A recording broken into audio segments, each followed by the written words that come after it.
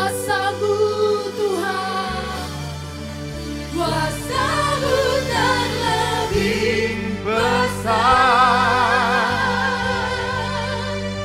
Tuhanku terlebih besar.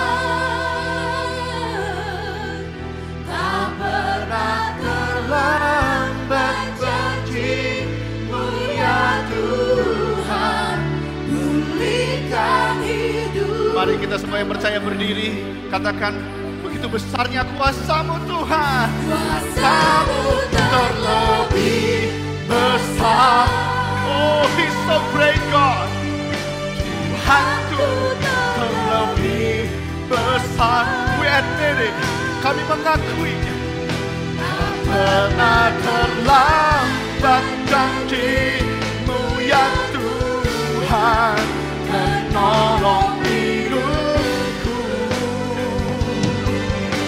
Oh, kuasa-Mu terlebih besar. Tuhan Yesus, Tuhanku terlebih besar. Tak pernah terlambat janji-Mu ya, tak pernah terlambat. Tak pernah terlambat janji, tak pernah terlambat. Oh Tuhan, tak pernah terlambat janji-Mu ya Tuhan. Pulihkan hidupku. Oh haleluya. Engkau besar. Engkau terlebih besar. Dan Engkau tidak pernah terlambat Tuhan. Haleluya. I thank you Jesus. Kami mengucap syukur Tuhan. Betapa besarnya Engkau. Betapa hebatnya Engkau. Betapa luar biasanya Engkau. Dan nama-Mu adalah Yesus Tuhan kami. Terima kasih. Terima kasih Tuhan. Terima kasih. Kami boleh menyembah-Mu. Kami boleh memuji-Mu Tuhan pada hari ini. Haleluya, haleluya. Haleluya. Kami akan mendengarkan suara-Mu pada hari ini. Berbicaralah secara pribadi kepada kami ya Tuhan. Ubahkanlah kami sesuai dengan kerinduan-Mu Tuhan. Terima kasih Bapa Surgawi. Dalam nama Yesus Kristus kami bersyukur dan berdoa. Amin. Silakan duduk saudaraku. Shalom.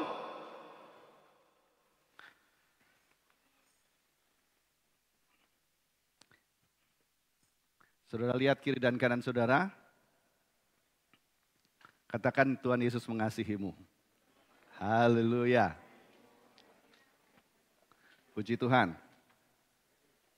Kita baca firman Tuhan dalam Roma pasal yang ke-8. Roma pasal yang ke-8, ayat yang pertama sampai yang ketiga.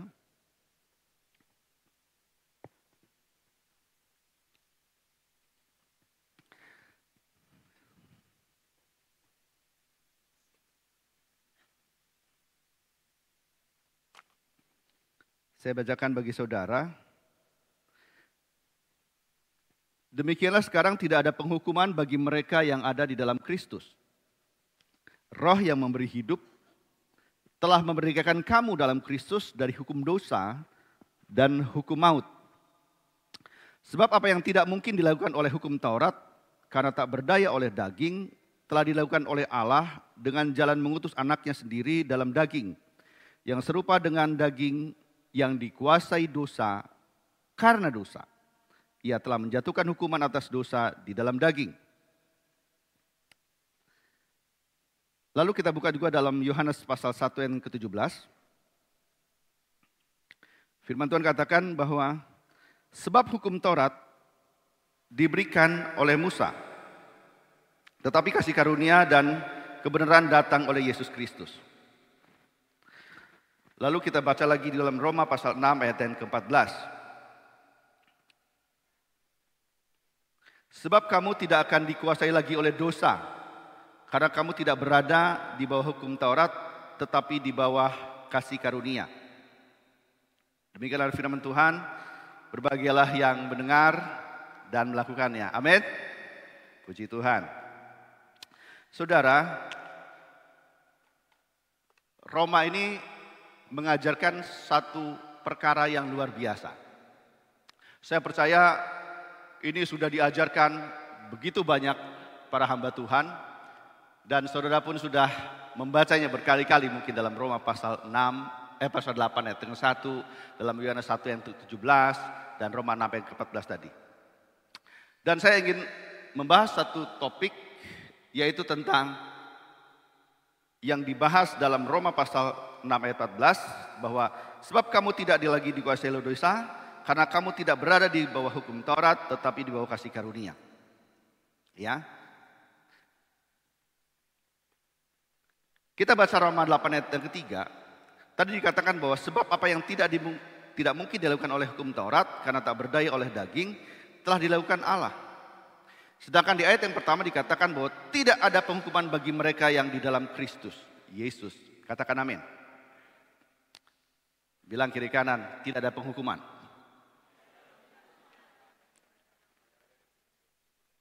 Masa sih tidak ada penghukuman? Ya. Tetapi memang di dalam firman Tuhan dikatakan tidak ada penghukuman. Dalam bahasa Inggris dikatakan now no condemnation. Dia bersifat bukan di masa lampau. Dia berbicara ini setelah Yesus disalibkan. Setelah Yesus naik ke sorga. Dan dia sampaikan ketika Yesus tidak ada di bumi lagi, dia bilang now no condemnation. Berarti apa? Itu berlaku setelah Yesus naik ke sorga. Berlaku pada saat zaman-zaman pelayanan Paulus hingga saat ini. Karena dia bicara tentang present tense. Dia bicara bukan nanti ya atau kemarin ya terjadinya. Enggak. Dia bicara now no condemnation. Sekarang tidak ada penghukuman. Ya. Kalau saya mengatakan begini, saudara-saudara, hiduplah kudus di hadapan Tuhan, supaya kalian diberkati oleh Allah. Siapa yang setuju? Enggak ada yang setuju? Saya sampaikan lagi. Saudara-saudara, lakukanlah perintah Allah, supaya engkau diberkati oleh Tuhan. Siapa yang setuju angkat tangannya? Siapa yang tidak setuju angkat tangannya? Saya pikir saudara tidak setuju. Sekali lagi saya sampaikan. Ini ragu-ragu saudara ya. Atau kira-kira Pak Kudus menjebak ini. Ini tampang penjebak ya. Baik, saya ulang lagi. Oh Tuhan ampunilah aku. Karena aku dianggap penjebak oleh jemaatku. Saudara boleh, bebas. Saudara boleh bilang setuju dan boleh tidak setuju. Amin. Dan saya tidak akan marah. Paling saya berdoa sama Tuhan. Baik, pertanyaan ini. Saudara-saudara, patuhilah perintah Tuhan. Karena engkau setelah itu akan diberkati. Siapa yang setuju angkat tangannya? Siapa yang tidak setuju angkat tangannya? Puji Tuhan. Ada yang tidak setuju. Yang setuju orang bilang, kau kurang ajar kau. Enggak kau mau turuti perintah Allah. Katanya. Oh bukan itu. Ya. Mana yang benar? Mana yang benar? Kita lihat nanti setelah pesan-pesan berikut ini. Ya, baik. Saya minta 2 volunteer, ya. Boleh anak muda, boleh orang tua. 2 orang, silakan maju ke depan. Gak ada, kalau gak ada saya tunjuk. Boleh anak muda, boleh orang tua. Laki-laki, karena mau saya pegang-pegang soalnya. Kalau perempuan takut suaminya marah. Ya, puji Tuhan, silakan. Ambil kursinya Pak, bawa sini 1. Siap. 1 lagi. Anak muda. Hah? Beni, mana Beni? Pak Yakub, mana Pak Yakub? Ayo sini. Ya. Oh ya, pakai maskernya Pak katanya. Mana maskernya? Lupa. Baik, duduk sini. Ya. Duduk di sini. Satu lagi bawa kursinya juga Pak, bawa ke sini Pak. Ya, bawa kursinya. Karena lama Pak, kita berkhotbah 3 jam. Bapak takut nanti capek lututnya. Di sini Pak. Kalian harus dipisahkan, nanti kalian berantem. Di sebelah sini. Oke. Kalau mau 2 jam berdiri boleh Pak. Kalau enggak duduk saja.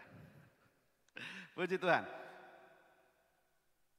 This is, Bapak pegang begini, under law. Under law itu hidup di bawah hukum Taurat.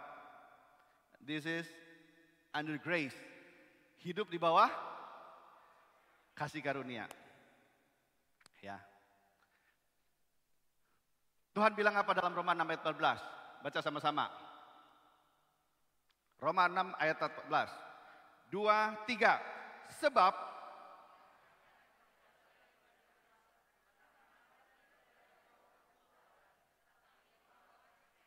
kamu tidak hidup di bawah, tetapi hidup di bawah. Dan preface-nya dibilang apa?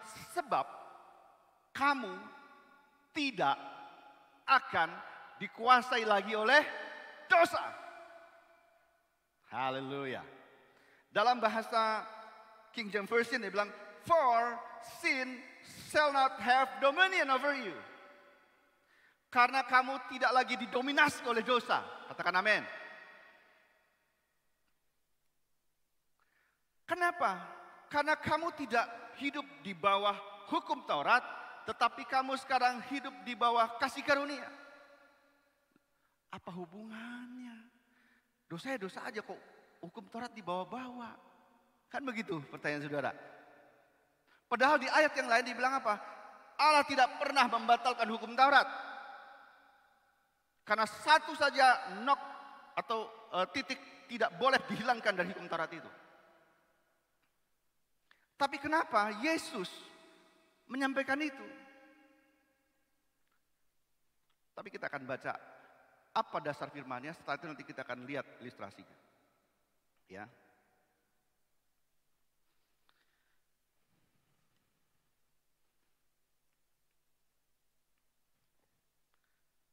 Kalau saudara baca dalam kitab Imamat, Bilangan, Ulangan, saudara akan melihat begini. Ketika saudara pelajari bahwa kalau kamu mau diberkati, lakukanlah ini. Karena apa? Kalau kamu tidak melakukan ini, maka kutuk akan menimpamu. Bahkan dikatakan, andalkanlah Tuhan. Karena terkutuklah orang yang mengandalkan kekuatan sendiri. Ngeri nggak? Ngeri nggak? Saudara tahu mengandalkan kekuatan sendiri? Kalau misalnya saudara suatu saat nih, misalnya saudara melakukan pelayanan, lalu tiba-tiba apa? Saudara mengandalkan kekuatan sendiri, saudara mencuri kemuliaan Tuhan, karena saudara pikir saya bisa berkhotbah sendiri, ya. Terus saudara andalkan Tuhan, maka pada saat itu baru sekali saja saudara mengandalkan kekuatanmu, maka kamu akan terkutuk. Dan itu yang terjadi sebenarnya pada saat zaman para nabi. Saudara bayangkan, satu saja kesalahan yang dilakukan oleh Saul langsung putus. Apa yang dilakukan oleh Saul? Dia mempersembahkan korban yang seharusnya dilakukan oleh Samuel. Satu kali saudaraku. Hilang kerajaannya enggak? Langsung hilang kerajaannya. Itulah hidup di bawah hukum Taurat. Apakah hukum Taurat bagus? Jebol. Apakah hukum Taurat kudus? Kudus. Tapi bukan kudus kurniawan. Amin. Karena kudus kurniawan gak bisa melakukan hukum Taurat. Kalau saudara bisa, haleluya. Ya. There is nothing wrong. Gak ada yang salah dengan hukum Taurat.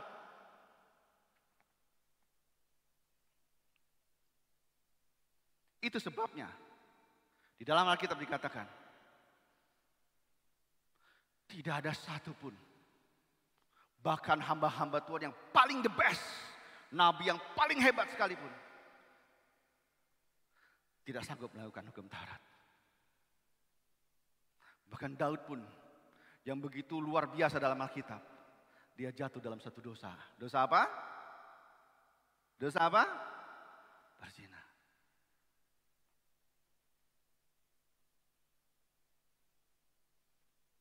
Hukum Taurat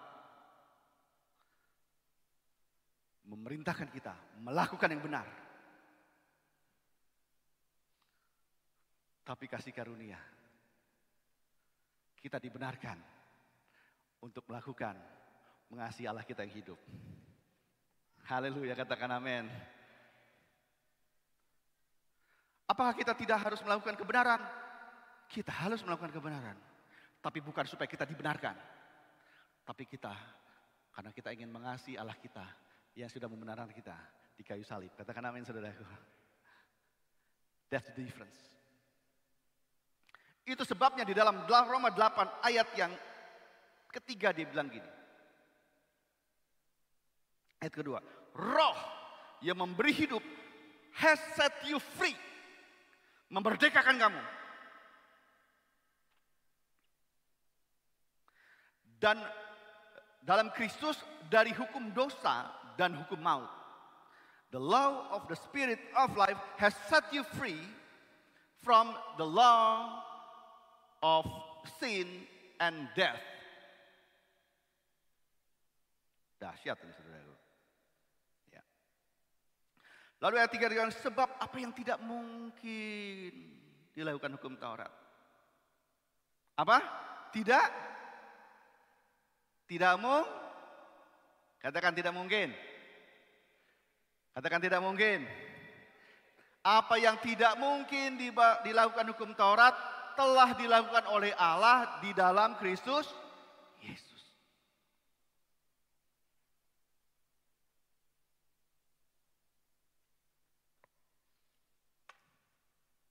Itu sebabnya di dalam Alkitab dikatakan sebenarnya para nabi sangat merindukan hidup pada zaman ini, saudara. Dia menanti-nantikan. Karena dia tahu. Mereka sudah berusaha melakukan itu. Mereka berusaha melakukan kebenaran Alkitab. Tetapi dia tidak bisa dibenarkan. Kenapa? Ternyata gagal oleh satu. Tapi kita, oleh karena Yesus Kristus. Kita bukan melakukan kebenaran supaya dibenarkan. Tapi kita dibenarkan supaya kita melakukan kehendak Allah karena ingin menyenangkan hati Allah. Amin. Kalau saudara perhatikan. Dalam Yohanes 1 ayat ke-17 tadi bilang. Sebab hukum Taurat diberikan oleh Musa. Tahu diberikan? Saya ngasih beras. Jemaat ini ngasih beras sama Pekanbaru. Saya perlu datang enggak? Enggak, saya bisa kirim orang. Maka yang kita kirim adalah beberapa rekan-rekan yang bisa untuk mengantarkan beras. Betul? Kita juga memberkati, saya ingin mengirim beras ke Duri, maka saya akan bisa kirim lewat Pak Kasmaran.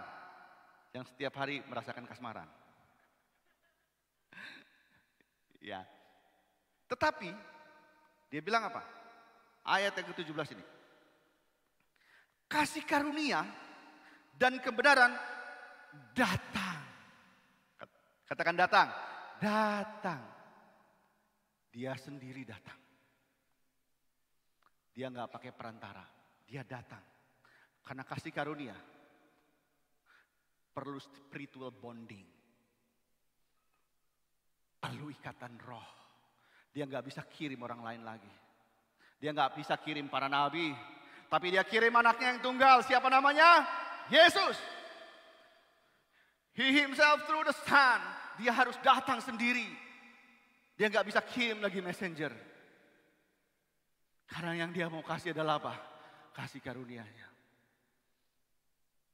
Dia mengirimkan hukum Taurat supaya manusia melakukan kebenaran, supaya dia dibenarkan. Tapi tidak ada yang sanggup. Bahkan the best nabi pun tidak sanggup melakukan itu. Bahkan Elia pun katanya, akhirnya apa? Jatuh. Anak-anaknya tidak bisa dididiknya. Amin. Tapi lihat apa yang dilakukan oleh Yesus. Karena dia tidak sanggup. Aku memberikan kasih karunia supaya mereka mempunyai hidup dan hidup yang berkelimpahan. Mereka bukan melakukan kebenaran supaya mereka dibenarkan, tetapi mereka dibenarkan supaya bisa mengasihi dan melayani Tuhan kita yang hidup. That's different, my friend. Itu perbedaannya. Itu sebabnya banyak sekali orang, bahkan banyak hamba-hamba Tuhan sekalipun yang secara tidak sadar, kita mungkin sering berkata, oh aku tidak hidup di bawah hukum Taurat. Tapi aku hidup di bawah kasih karunia. Betul nggak? Tetapi apa yang kita lakukan? Kita masih di sini.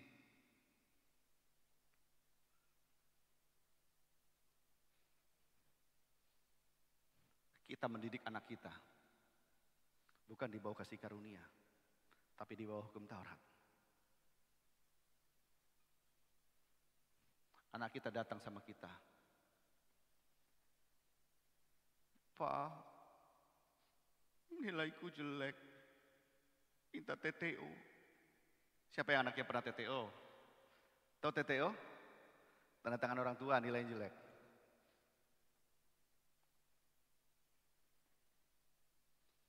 Mamanya bilang gini, gak kau tahu susahnya cari uang. Gitu. Lalu apa yang terjadi? Mulai sekarang, nggak boleh main game lagi ya. Nggak dikasih lagi uang jajan. Kamu tidak boleh nonton lagi. Kamu tidak boleh ini lagi. Melakukan itu nggak? Melakukan itu nggak? Ya mungkin satu, nggak semuanya lah.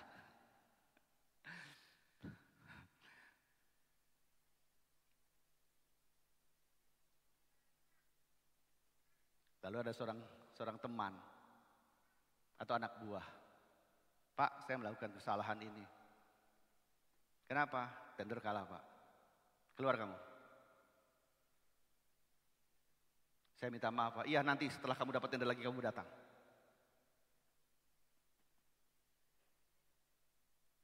Lalu seorang bersahabat. Dia clash melakukan sebuah konflik. Lalu sahabat yang satu bilang, aku minta maaf. Lalu sahabat yang disakiti ini bilang, oh enggak bisa, kamu berubah dulu. Baru setelah berubah nanti kita lihat. Karena Tuhan mengatakan kamu harus berubah supaya kamu diberkati. Wah, pakai ayat firman Tuhan dia. Maklum, pengkhotbah. Pernah dengar itu saudara?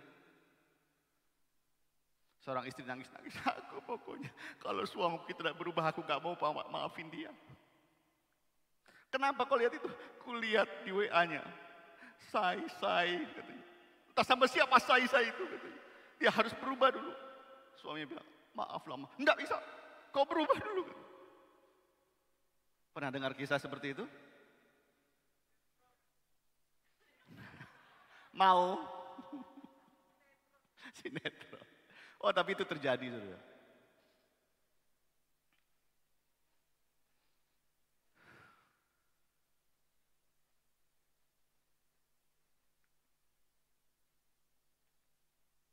Kita dengan orang tua kita. Mertua konflik dengan menantunya yang perempuan. Lalu si anak ini bela istrinya. Lalu ternyata dua-duanya saling mempertahankan diri. Terus disadarkanlah oleh seorang hamba Tuhan untuk saling memaafkan. Lalu si anak ini bilang, kalau mama tidak minta maaf sama istriku, aku tidak akan datang ke rumah mama. Natal aku nggak datang. Kenapa? Pandemi. Oh salah itu, nggak ada hubungannya. Aku tak akan datang. Kalau mama tidak berubah. Kejadian itu sering sekali kita lihat pada zaman ini. Mungkin ada di tengah-tengah kita, mungkin kita mengalami tapi dengan level yang lebih rendah. Lalu ada pelayan yang melakukan kesalahan, ya kamu didisiplin dulu, nanti kamu setelah berubah baru kamu bisa naik lagi katanya.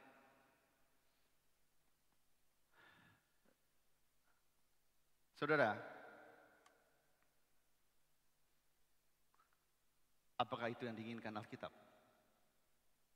Kita lihat apa yang disampaikan Alkitab. Kisah yang pertama adalah ketika Petrus menebar jala. Saudara ingat ketika Petrus habis menyangkal Yesus, lalu Yesus disalibkan, mati, dikuburkan, dan bangkit. Lalu di dalam Yohanes dikatakan bahwa Petrus kembali lagi jadi penjala ikan. Dia balik nelayan. Lalu pada suatu saat ternyata malam-malam dia bernelayan nggak dapat ikan. Akhirnya dia pulang. Pagi-pagi sampai siang dia balik. Nggak dapat ikan nih katanya. Lagi sial nih katanya. Jadi nelayan itu menjala ikan pada saat malam, ada angin darat. Karena apa? Saat itu semua ikan itu berkumpul di tengah. Ya. Lalu datanglah Yesus. Mereka nggak kenal bahwa itu Yesus.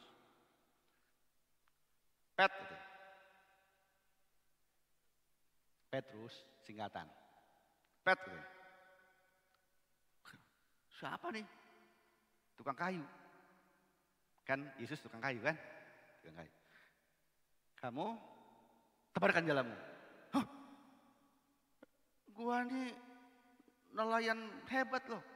Jagoan gua nih. Lu siapa? Tapi nggak seperti itu. Itu mungkin dalam hatinya Petrus. Ini orang siapa lagi gitu. Tapi udahlah, dia masukin.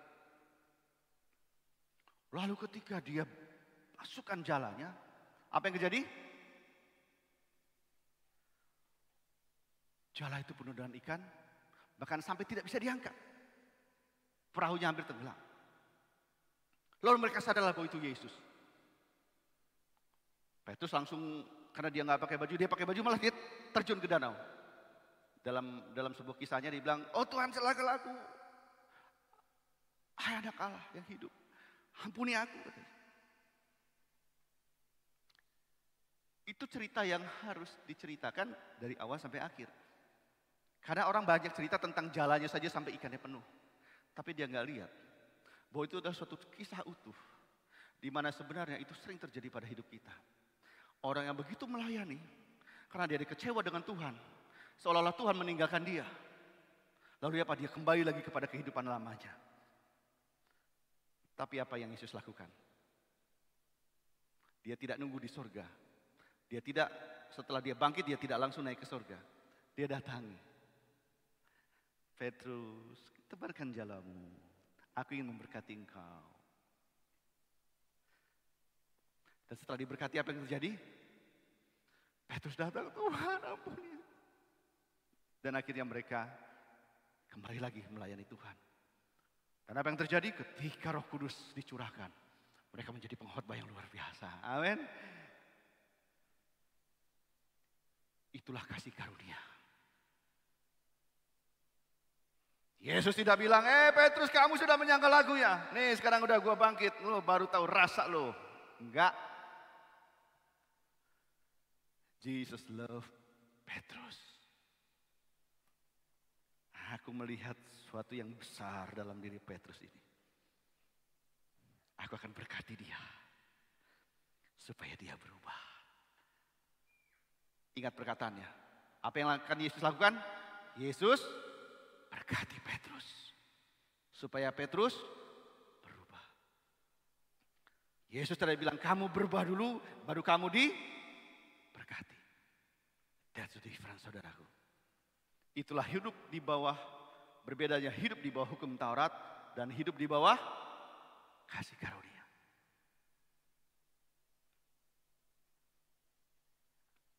Yang kedua,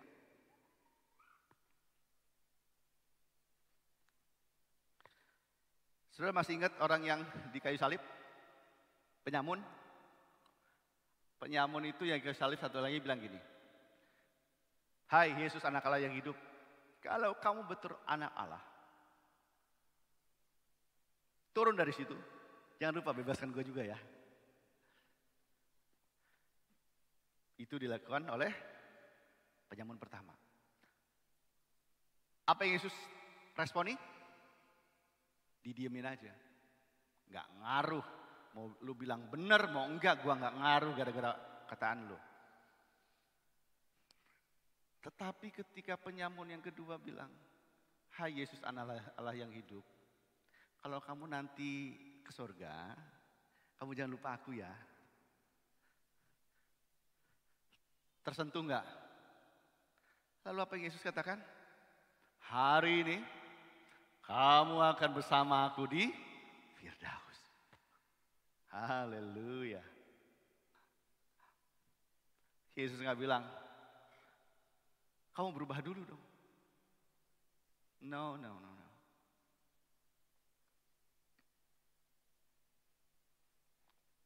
Saya mau sampaikan satu rahasia ini.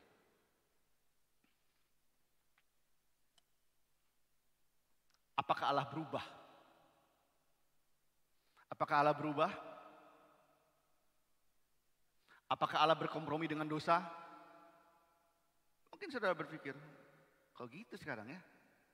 Berarti Allah berkompromi dengan dosa saat ini? No. Allah tetap memalingkan wajahnya terhadap dosa.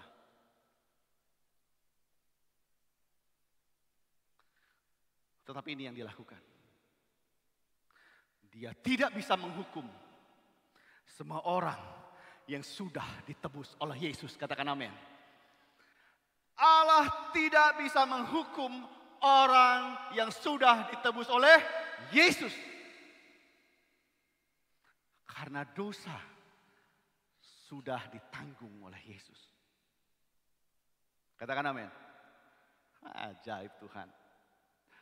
Makanya ketika tadi memuji Tuhan, apa tentang penebusku tuh lagunya? Yang ada penebusku itu? Hah? Apa? Kuasa bukan yang sebelum itu, yang cepat. Bukan. Bukan, yang sebelum ini.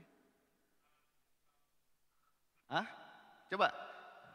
Ada tuh lagu yang Yesus penebusku itu. Ketika aku dengar nama penebus itu, langsung bergejolak hatiku. Coba lihat, PTL coba lihat, nanti ambilkan. Ya, di refnya itu. Ketika ada terkatakan Yesus adalah penebusku itu, oh langsung bergejolak hatiku. Oh aku bergejolak sekali. Karena dia betul-betul menebus aku. Karena dengan itulah Yesus menjadi pembela kita. Yesus bilang sama bapaknya, Bapa, mereka berada di bawah proteksi aku.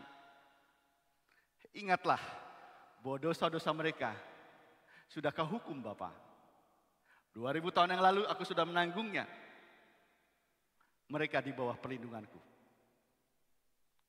Lalu si jahat bilang, oh tapi dia lihat nih.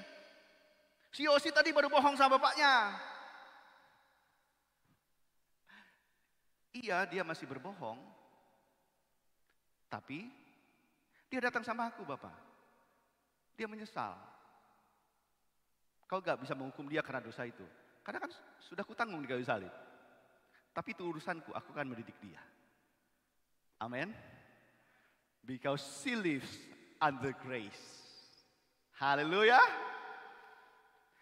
Yosi melakukan firman Tuhan bukan karena ingin dibenarkan. Tapi dia dibenarkan oleh Kristus di dalam persalipan. Supaya dia melayani Tuhan dalam kasih karunia. Amin. That's the difference my friend. Itu perbedaannya. Lalu kenapa ada orang yang masih seperti di hidupnya? Oke, ada selalu ilustrasi yang akan saya sampaikan.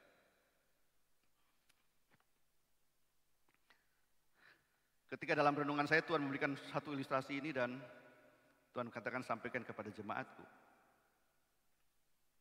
Jadi ada seorang bangsawan Spanyol itu budak berkulit hitam. Katakanlah namanya Bonar. Ya, tapi bukan Bonar Simangunsong. Ini Bonar. Mungkin Bonar Siahaan.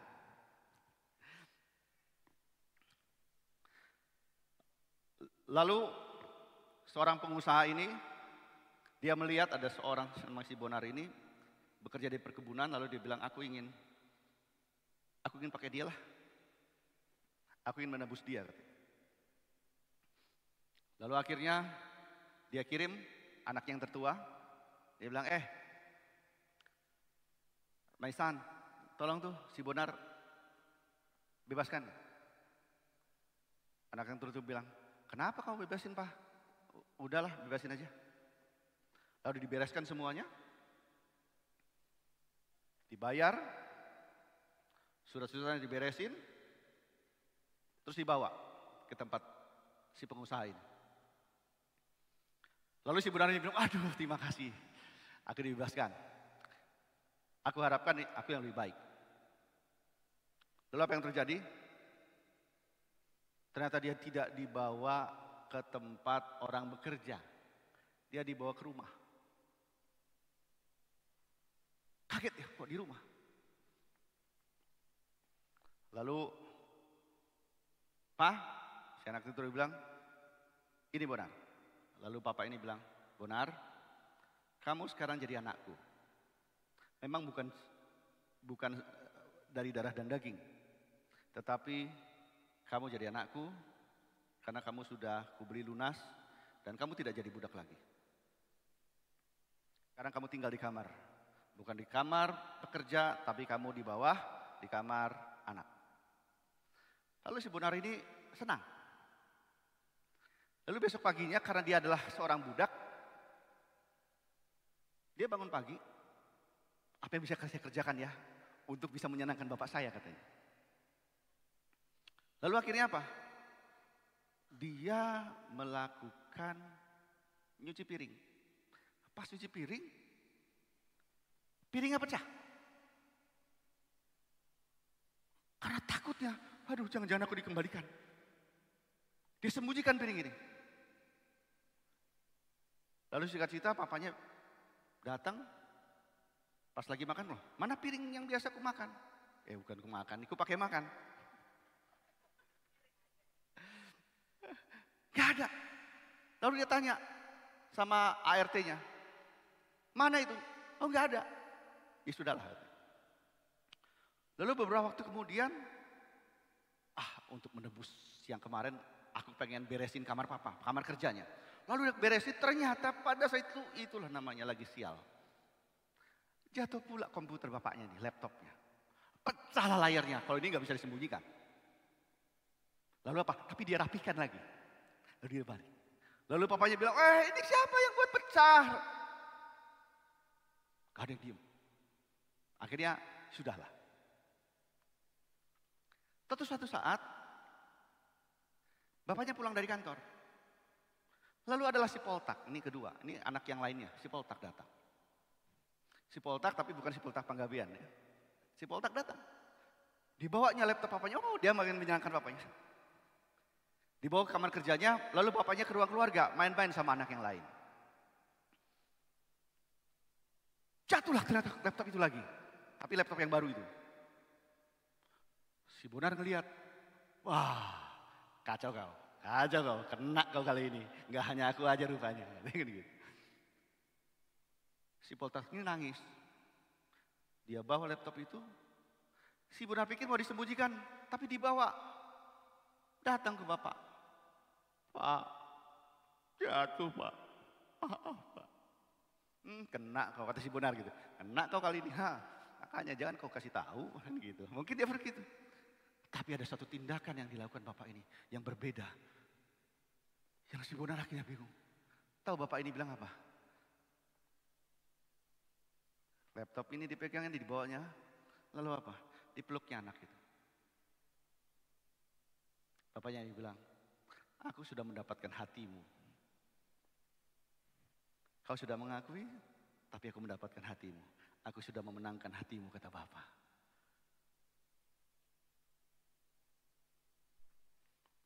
Lalu apa? Yang lain, si Bonar diem aja. Yang lain bilang, Bapak iya, saya juga kemarin mecahin ini. Oh iya pasti mecahin ini gitu loh. Si Bonar bilang, oh ternyata bukan hanya aku. Terus akhirnya si Bonar bilang, Pak, kalau aku bukan hanya itu. Piring Bapak itu aku yang pecahin. Jendela itu aku yang pecahin. Ini juga lebih banyak Pak, paling banyak aku Pak. Lalu dipeluklah semua anak-anaknya ini. Lalu dia bilang ini, aku sebenarnya tahu. Tuh CCTV semuanya ada. Tapi apa? Aku sudah memenangkan hati kalian. Lalu anak ini bersuka cita, saudaraku. Berikan tepuk tangan untuk Tuhan Yesus. Emangnya Tuhan nggak tahu? Tuhan tahu semua tindakan kalian. Tuhan tahu semua maksud hati kita. Tapi satu yang dia inginkan. Dia ingin memenangkan hatimu. Dia ingin saudara tidak hidup di bawah hukum Taurat. Dia ingin supaya saudara tidak merasa menyesal dan akhirnya hidup terus. Seolah-olah kalian harus menanggung dosa kalian. Seolah-olah karena kesalahan kalian harus menebus kesalahan kalian dengan perbuatan baik lainnya. Tidak. Yang Tuhan lakukan, kau ngakui saja. Lalu apa kau berubah? Karena kau tidak dibenarkan oleh perbuatanmu. Kau dibenarkan oleh Kristus dan darah Kristus. Kau melakukan perbuatan untuk menyenangkan hati Bapamu. Dan hatimu kau serahkan kepada Tuhan. Katakan amin, saudara. Haleluya. Terima kasih. Kita kasih tepuk tangannya. Ini ada coklat, boleh dikasih sama istri, boleh dimakan. Dek, ini juga coklat, boleh dimakan, boleh dibawa ke rumah. Masukin kulkas. Ya insya Allah itu akan menjadi keras. Satu lagi nanti yang terakhir. Yang menyembah paling hebat saya kasih.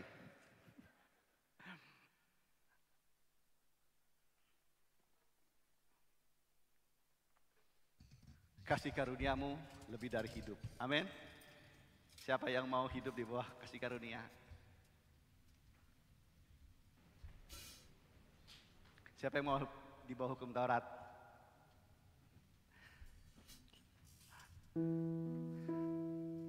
Jadi pertanyaan tadi saya tanya lagi. Saudara lakukanlah perintah Tuhan supaya saudara diberkati. Amin. Enggak dong. Aku tidak akan melakukan perintah Tuhan untuk diberkati. Karena aku pasti diberkati. Aku melakukan perintah Tuhan karena aku sayang sama Tuhan. Katakan amin. Katakan aku melakukan perintahmu karena aku sayang sama engkau. Haleluya. Amin saudaraku. Ketika Yesus disalibkan, dia bilang begini kepada Bapa. Bapa, itu dosa si kudus berat Tuhan. Itu dia dulu sering bohong Tuhan. Dulu sering ini Tuhan. Tapi udah aku tanggung ya. Jadi dia tidak boleh lagi kau hukum. Karena dia sudah ketebus. Haleluya. Si jahat bilang, oh tapi dia baru berantem sama istrinya. Khotbah lagi dia sembarangan. Sebelum khotbah tadi dia udah minta ampun sama aku Bapak. Tetap dia kasih urapan ya Tuhan. Makanya aku diurapi Tuhan. Amin. Enak ya hidup dalam kasih karunia. Engkau tidak harus menanggung kesalahanmu. Engkau tidak harus menebus kesalahanmu dengan perbuatanmu. Tapi engkau melakukan perintah Tuhan dan firman Tuhan. Karena engkau mengasihi dia. Bapa yang begitu baik kepadamu. Amin.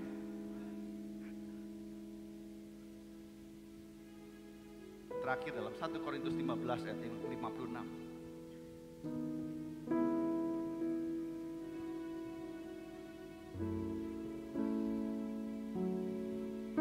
sengat maut ialah dosa.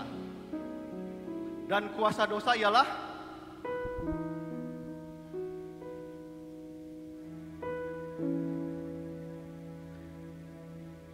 hukum Taurat. Membuat orang mengetahui bahwa dia tidak bisa berbuat apa-apa. Karena dia senantiasa akhirnya menjadi jatuh dalam dosa dan jatuh dalam dosa. Dan Allah tahu, kalaupun dalam 2 Korintus, nanti saudara baca di rumah, 2 Korintus 3 ayat yang 6, 7, 8, dan 9. Ayat yang ke-8 dibilang gini, sebab jika pelayanan yang memimpin kepada penghukuman itu mulia, bukankah banyak juga orang yang diberkati oleh karena melakukan hukum Taurat? Nabi-nabi itu diberkati. Dia dimuliakan. Daud dimuliakan. Betapa lebih mulianya bagi pelayanan yang memimpin kepada pembenaran. Haleluya. Kemuliaan yang lebih besar diberikan kepada kita. Jangan tinggal lagi di bawah hukum Taurat. Jangan mau lagi kau mendidik anakmu. Kalau anakmu salah, belajarlah untuk mengasihi anakmu. Peluk dia. Kalau istrimu salah, suamimu melakukan kesalahan, peluk dia. Amin. Jangan bilang kau berubah dulu. Kalau ada saudaramu salah, peluk dia. Dia adalah kekasih hati Tuhan. Ampuni dia. Dengan demikian kalian akan memenuhi hukum Kristus. Kasihilah manusia. Kasihilah sesamamu sendiri.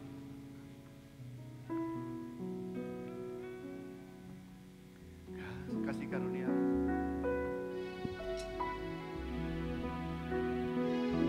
Renungkanlah pujian ini. Kasih karuniamu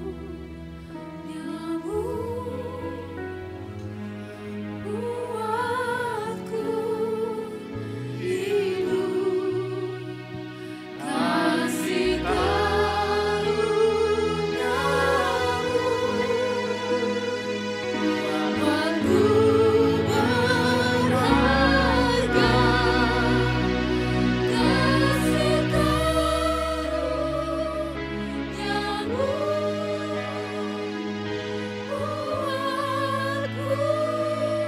mulia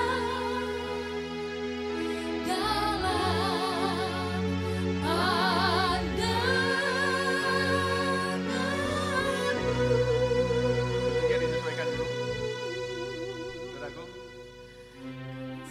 kasih karunia Allah datang melalui Yesus. Kalau Musa pada saat itu diberikan loh batu sebagai tanda bahwa itu adalah hukum Allah yang harus dilakukan manusia supaya mereka bisa dibenarkan. Tetapi pada saat ini Yesus katakan, kau melakukan karena cintamu kepada yang telah menebus engkau. Engkau berhak mendapatkan berkat-berkat rohani. Dalam Efesus 1 ayat 3 dikatakan, terpujilah Allah Tuhan kita, karena segala berkat rohani telah diberikannya kepada kita. Jangan salah punya prinsip, saudara. Jangan seperti anak tadi. Dia tahu, dia sudah diubahkan, tapi dia masih hidup di bawah hukum Taurat. Dia menderita karena dia harus menebus kesalahannya sendiri. Padahal itu tidak perlu lagi. Ini saatnya kau bangkit, saudara. Kasih karuniamu buatku berharga. Kasih karuniamu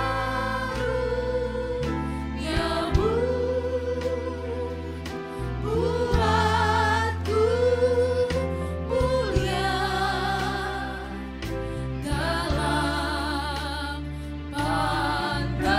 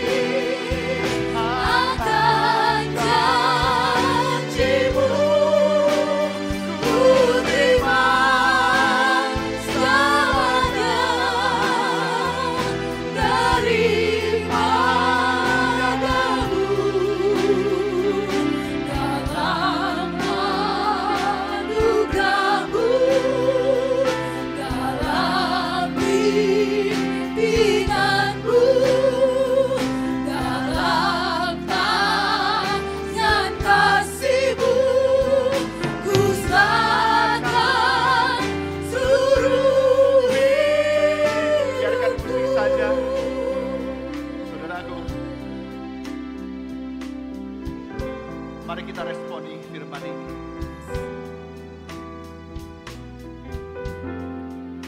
Kalau kau bertahun-tahun, kau berusaha untuk hidup suci, supaya engkau dibenarkan Tuhan. Itu adalah prinsip berada di bawah hukum Taurat. Tapi berubahlah. Engkau melakukan pelayanan karena engkau mencintai Allah kita, Yesus Kristus namanya. Kalau engkau selama ini kau berusaha menutupi kesalahanmu, kau berusaha menutupi kesalahanmu terhadap keluargamu. Mungkin kau seorang anak yang menutupi kesalahan kepada orang tuanya, dan orang tua menutupi kesalahan terhadap anak-anaknya. Kau tidak bisa terbuka dengan anak-anakmu. Ini saatnya kau tinggalkan topeng itu, karena itu akan membuatmu menjadi lebih terbeban. Bukankah Allah punya CCTV surgawi? Dia sebenarnya tahu semua apa yang kita kerjakan, saudaraku. Jangan kau sembunyikan. Bersikaplah terbuka. Kalau kau salah, kau minta maaf. Kalau kau berdosa, kau minta ampun. Sehingga kau dengan sukacita, dengan kasih, kau datang kepada Tuhanmu. Tuhan, aku orang yang kau bebaskan, dan sekarang menjadi anakmu. Aku ingin melayani di rumah Bapa, karena aku sayang pada Bapa. Biarlah terjadi terobosan rohani saat ini di tengah-tengah kita, yang akan mengubah cara pelayanan. Engkau mendoakan orang sakit, bukan karena engkau hanya ingin melakukan kebenaran saja, tapi engkau karena mengasihi orang itu. Karena engkau juga mengasihi Allah kita. Karena Allah mengasihi orang itu supaya dia sembuh. Allah menyembuhkanmu karena dia mengasihimu. Allah menyembuhkan orang-orang yang sakit karena Allah mengasihi orang sakit. Ketika ada orang sakit lepra, ketika ada orang sakit kusta, pada saat Yesus datang, orang-orang pada menjauh karena ada sakit kusta. Sakit kusta bisa menularkan. Tapi apa yang Yesus lakukan? Dia mendekati orang sakit kusta ini. Di mana orang-orang menjauh, dia mendekat. Lalu orang yang sakit kusta dibilang, have your mercy, kasihanilah aku anak Allah. Ketika orang lain menjauh, Yesus datang. Dan dia bilang, aku ingin menyembuhkan. Sekarang bangkitlah, sembuhlah, dan pulanglah ke tempat. Dan sembuhlah orang sakit kusta itu. Allah dan Yesus tidak menunggu perbuatan baik orang kusta ini, tapi dia menyembuhkan supaya orang kusta ini bisa melayani Allah, saudaraku. Haleluya, mari kita sama-sama bangkit berdiri, katakanlah, Ku hidup sekarang dalam kasih-Mu. Ku yakin pasti akan janji-Mu. Ku terima segalanya dari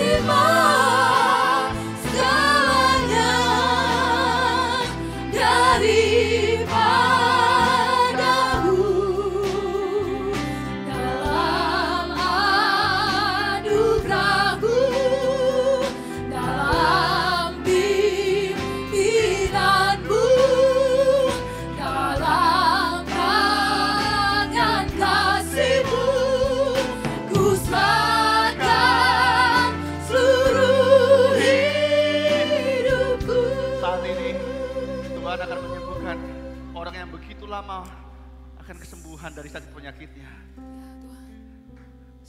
Dengar satu ayat ini. Allah tidak menunggumu untuk berbuat baik, untuk menebus kesembuhanmu. Karena Allah akan menyembuhkanmu. Karena Dia sayang kepadamu. Karena bilur-bilur Yesus sudah selesai. Ketika disalibkan sudah selesai. Dia tidak tunggu perbuatanmu. Dia tidak tunggu balasan daripadamu. Dia dengan senang hati akan menyembuhkan engkau saat ini di dalam nama Yesus. Saat ini peganglah di tempat engkau sakit saat ini. Bapak Surgawi, aku berdoa dan kami sama-sama berdoa. Saat ini orang-orang yang meletakkan tangannya atas tempat yang sakit, kami berdoa saat ini sembuhlah di dalam nama Yesus Kristus. Oh, Tuhan memulihkan orang ini dalam nama Yesus. Amin. Haleluya. Amin. Haleluya. Tuhan ingatkan saya juga saat ini ada orang yang begitu lama diikat oleh karena kebiasaan lama yang buruk. Kau jangan berusaha untuk berubah. Karena kau sudah berusaha pun kau tidak sanggup berubah. Ini saat yang kau hidup dan terimalah kasih karunia Allah. Karena kau akan diubahkan dalam nama Yesus. Hiduplah di bawah kasih karunia. Saat ini aku berdoa, Tuhan, aku berdoa dalam nama Yesus. Tuhan, ubahkan dia. Terimalah kasih karunia Allah. Karena Allah datang ke dunia ini untuk kasih karunia. Sehingga engkau diubahkan dan engkau menikmatinya dalam hidup kelimpahan. Haleluya. Haleluya. Haleluya. Ku hidup sekarang. Ku hidup